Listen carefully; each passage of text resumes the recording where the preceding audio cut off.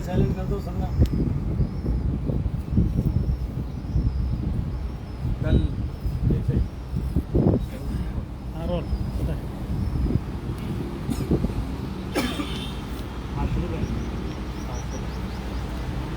कल पश्चिमी राजस्थान के सबसे बड़े विश्वविद्यालय जय नारायण व्यास विश्वविद्यालय में जो रोमहर्षक घटना हुई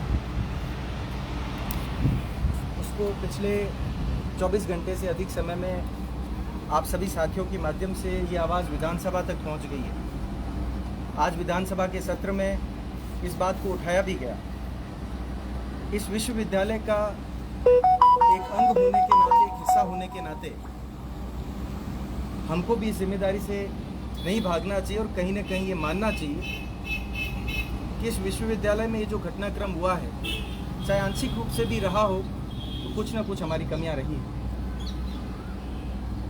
जिस प्रकार से दो नाबालिग साथियों का अजमेर से जोधपुर आते हैं, जोधपुर में एक गेस्ट हाउस में वो रुकने का प्रयास करते हैं और वहाँ पर उनके साथ दुर्व्यवहार होता है, वो वहाँ से निकलते हैं और उसके बाद 3 साथियों के द्वारा, 3 लोगों के द्वारा, मैं उन्हें असामाजिक तत्व कहकर संबोधित कर रहा हूँ, उनके द्वारा जो घटना को अंजाम दिया जाता है और पुलिस प्रशासन कुछ ही समय में उनको पकड़ भी लेती है, इसके लिए मैं उनकी भी प्रशंसा करता हूँ। और मैं पुलिस प्रशासन और न्याय व्यवस्था से निवेदन भी करूँगा कि उनके ऊपर फास्ट ट्रैक में मुकदमा चलाकर और जल्द से जल्द उन्हें सज़ा दी जाए, ताकि हम मानव समाज के लिए एक ऐसा उदाहरण पेश कर सकें कि भविष्य में कोई ऐसी घटनाओं को अंजाम देने से डरे, वह कांपे।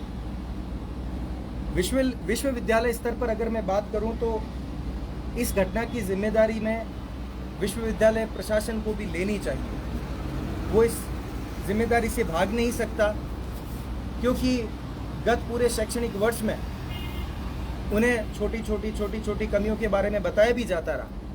वे खुद के प्रयास भी करते रहे, जहाँ जहाँ कुछ सकारात्मक प्रयास हुए, कुछ प्रयासों में वो फेल रहे।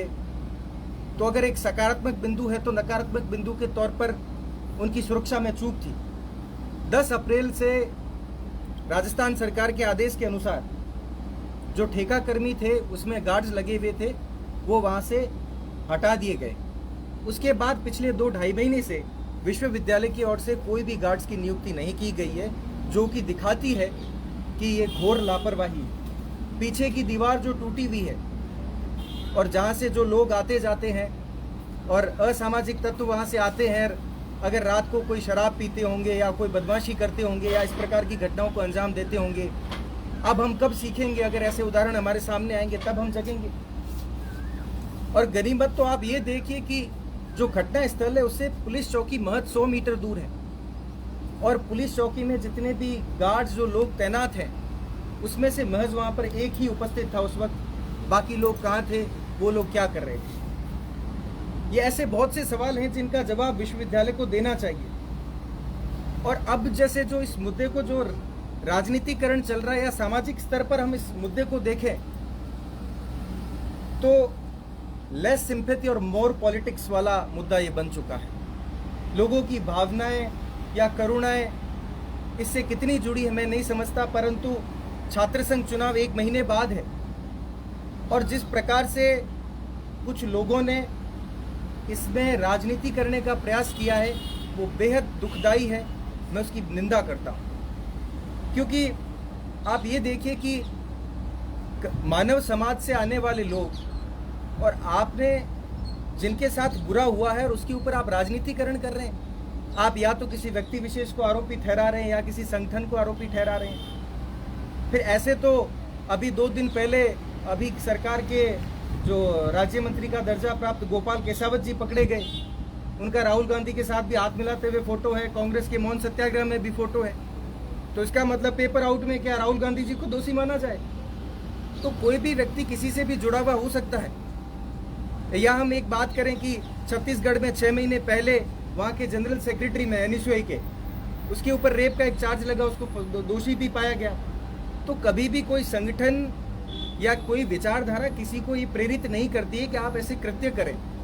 और मैं तो ये मानता हूँ कि इसका राजनीतिकरण बंद होना चाहिए। अगर आपने मानव भावनाएं बची है और आप संभ्रांत समाज से आते हैं तो ऐसे लोगों का विरोध करें और विश्वविद्यालय स्तर पर ऐसी घटनाओं को रोकने के लिए भविष्य में क्या प्रयास किए जा सकते हैं। अगर विश्वविद्यालय चाहे और ओल्ड कैंपस को अगर वो चाहते हैं कि न्यू कैंपस में शिफ्ट किया जाना चाहिए, क्योंकि आजकल राजनीतिकरण का एक बहुत बड़ा मुद्दा बना हुआ है, तो हम सहर्ष स्वीकार करते हैं कि आप ओल्ड कैंपस के जो भी फैकल्टीज़ हैं आप न्यू कैंपस में बेझिझक बेखौफ वहाँ पर शिफ्ट करिए। हम लोग इसका स्वागत करेंगे। मैं बतौर निवर्तमान छात्र संघ अध्यक्ष होने के नाते मैं भी इसका स्वागत करूँगा। अब समय है कि हमें जातीय सौहार्द बनाकर चलना चाहिए। बात तो ये हो गई कि जिस प्रकार से मैं बड़े खुले स्पष्ट शब्दों में कहूँ तो यहाँ का छात्र संघ चुनाव और अध्यक्ष पद पर जिस प्रकार से दो जाति विशेष के बीच लड़ा जाता है, मैं तो सम्मान करता हूँ कि दोनों मार्शल कौम है, दोनों का संघर्ष सहोदर रहा है,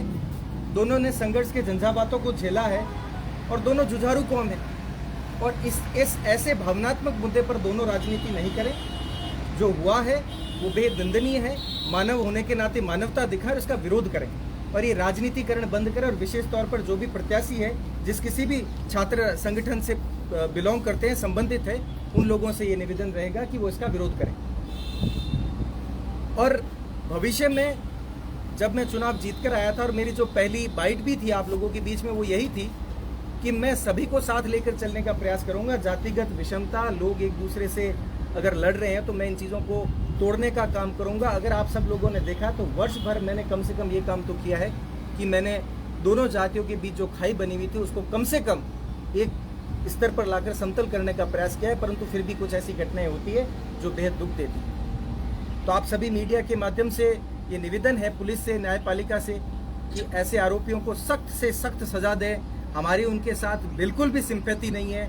हम चाहते हैं कि इनको जल्द से जल्द सजा मिले और ये औरों के लिए उदाहरण बने। इसके बाद आपके जो भी कुछ सवाल हो, लगता नहीं है कि इसको सामाजिक रंग दिया जा रहा है इस घटना में? नहीं, बिल्कुल इसको सामाजिक रंग दिया जा रहा है। आप देखिए कि पिछले 24 घंटे से अधिक समय हो चुका है और एक विशेष छात्र संगठन या उसमें जो काम करने वाले लोग हैं, और वो कौन लोग हैं वो आप जानते हैं। उनके आप जब फोटोग्राफ्स देखेंगे प्रदर्शन करते हुए, आप वापस देखेंगे तो वो कई तो फोटोग्राफ्स में हंसते हुए दिख रहे हैं। तो ये तो आपकी करुणा है या फिर राजनीतिकरण कर रहे हो, समझ में नहीं आ रहा। बजाय इस मुद्दे में आपको तो सारे प्रत्याशियों को साथ मिल करके कि हम किस प्रकार से इनके न्याय की मांग कर सकते हैं, वो तो प्रयास किया नहीं इन्होंने तो ये प्रयास किया कि ये हमें एक अवसर मिला, या तो किसी जाति विशेष को नीचे कर दिया जाए या किसी जाति विशेष को ऊपर कर दिया जाए। मैं तो आपको ये भी कहना चाहता हूँ कि उनको पकड़वाने में भी आपको पता होगा कि किन लोगों का सहयोग रहा। जो लोग आरोपी पाए गए उसी के जाति के लोग भी थे जिन्होंने पुलिस को शिकायत भी की है, तो इसका भी फिर अप्रिसिएशन दे दिया जाए। तो कुल मिलाकर आपराधिक प्रवृत्ति के लोगों के लिए हमारा कोई सम्मान नहीं होना चाहिए और उनके लिए कोई दिल में स्थान भी नहीं होना चाहिए। इसलिए जो सामाजिक रंग दिया जा रहा है ये बेहद गलत है। अभी आप क्या करते हो? देखिए, मैं आप जो कह रहे हैं, मैं पिछले 1-2 दिन बाहर था राजस्थान से। मैं आज ही जोधपुर पहुंचा हूँ। पहुंचते ही मैं विश्वविद्यालय प्रशासन से मिला और कल कलेक्टर और कमिश्नर से भी मिलकर के ये दरख्वास्त करूंगा, उनको पत्र के माध्यम से लिखित रूप से भी ये दूंगा, मांग करूंगा कि इन आरोपियों को सख्त से सख्त और विद इन टाइम, बहुत शॉर्ट टाइम में इनके लिए डिसीजन आ जाए और इनको सजा दी जाए।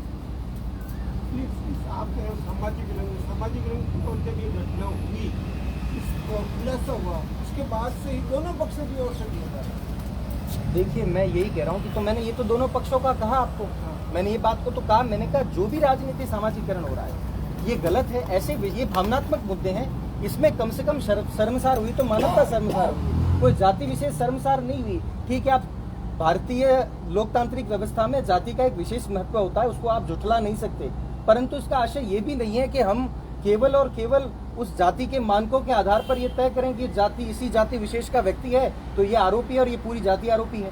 ऐसा संभव नहीं है। हमें इन प्रकार की सोच को, इस प्रकार के भावों को नकारना चाहिए, उन्हें दूर करना चाहिए। आपको लगता नहीं इस पूरे घटनाक्रम में विश्वविद्यालय भी जिम्मेदार है?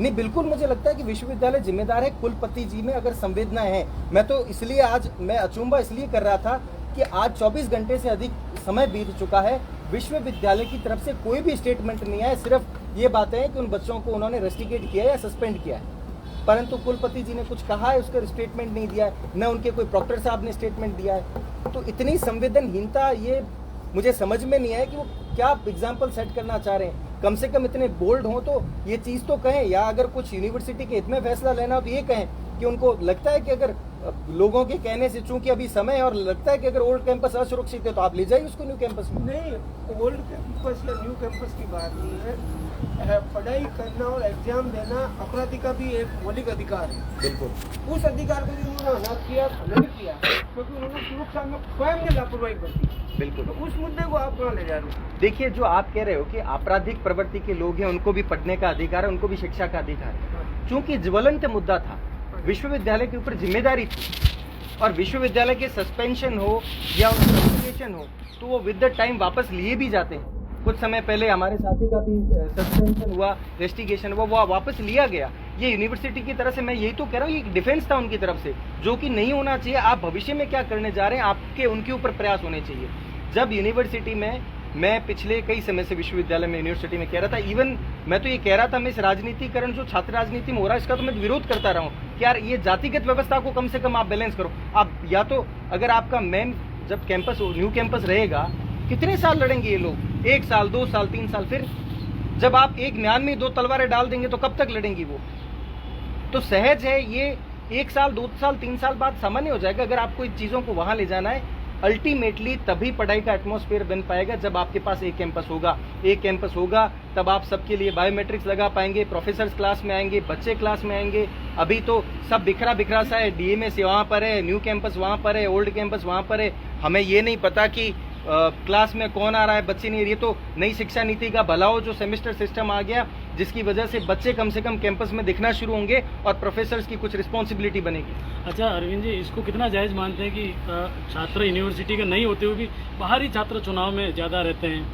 ये जो आपका सवाल था, मैं इससे पुलिस प्रशासन से भी निवेदन करूंगा और विश्वविद्यालय प्रशासन से भी निवेदन करूंगा। हर छात्र संघ चुनाव के प्रत्याशी के उसके टीम में बहुत से, मैं तो कह रहा हूँ इवन 80% तक ऐसे लोग होते हैं जो लोग विश्वविद्यालय का हिस्सा ही नहीं होते हैं, विश्वविद्यालय के विद्यार्थी भी नहीं होते हैं। आप कल ही, मैं कह रहा हूँ कि अगर कोई प्रिंट मीडिया से या डिजिटल मीडिया से आप इस मुहिम को चलाइए कि पुलिस आईडी कार्ड चेक करे फिर ही उन्हें प्रवेश अंदर जाने दें, ठीक है? और जिस पर उनको डाउट हो उस लोगों को रोक करके आईडी कार्ड उनकी फैकल्टी के फ़ोन करके संबंधित से पूछें कि ये विद्यार्थी आपका है क्या, क्योंकि आजकल आईडी कार्ड नकली भी खूब बन जाते हैं, एंट्री के लिए वो ले लेते हैं। तो ऐसे बच्चों को कैंपस के बाहर रोकें। पुलिस प्रशासन अभी से, अधिसूचना आने वाली लगभग, अगर चुनाव अगस्त के आखिरी सप्ताह में होने हैं तो 25-26 जुलाई तक अधिसूचना भी आ जाएगी।